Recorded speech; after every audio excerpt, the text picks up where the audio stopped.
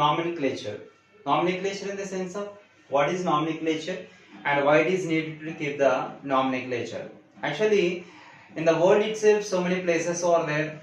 The native places are having their native names.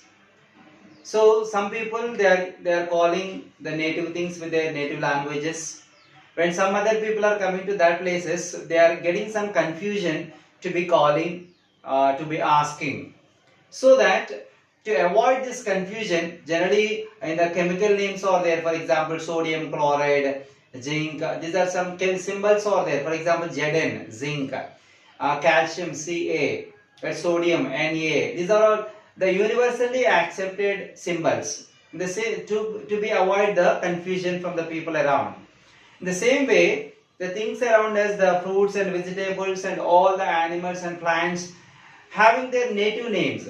So when people are coming from one place to another place, they are having some confusion to be asking to be communicate with the people.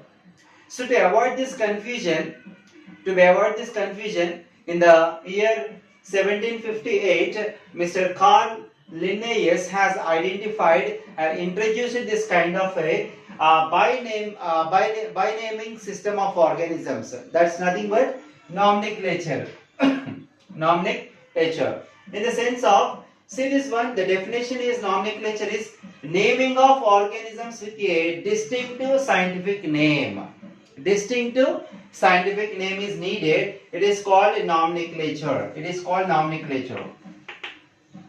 And this nomenclature is unique, and wherever you are going in the world itself, around the world, wherever you are going, that the same name should be followed by all the people around the world. That's called the unique. It's a specific and constant name, it seems. Later, and this is giving the two organism. Every organism having the two names. Everything in the world itself, they're having the two names. The two names, first name is called genus. The second name is called species. This is called two name system, two naming system, right? Everything in the world, every organism having the two names. The first name is called genus. The second name is called species. See this one. The genus name always begins with the capital letter. This is the rule to be followed when the people are following the nomenclature system, right? In the first name, genus name should be begin with a capital letter, right? Later, the species name with a small letter, right? Genus name starts with a capital, whereas the species name starts with a small letter. Okay. Later, it is when it is printed. When the people need to be print the scientific names, they should be printed in a italic style. They should be printed in italic. Italic in the sense of little slant lines we are observing, like that.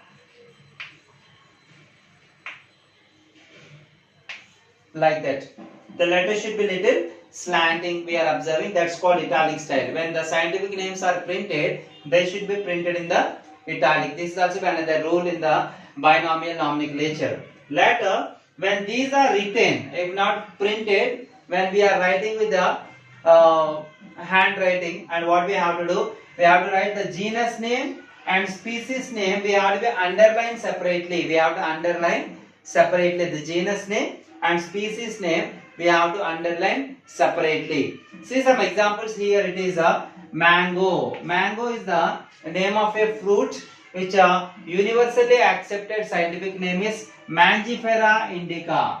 Mangifera indica. The first letter should be capital. While we are writing with a hand, we have to underline the word. We have to underline the word itself separately. Genus name and species name we have to underline separately while we are writing with a handwriting. Later, the mango scientific name is Mangifera indica.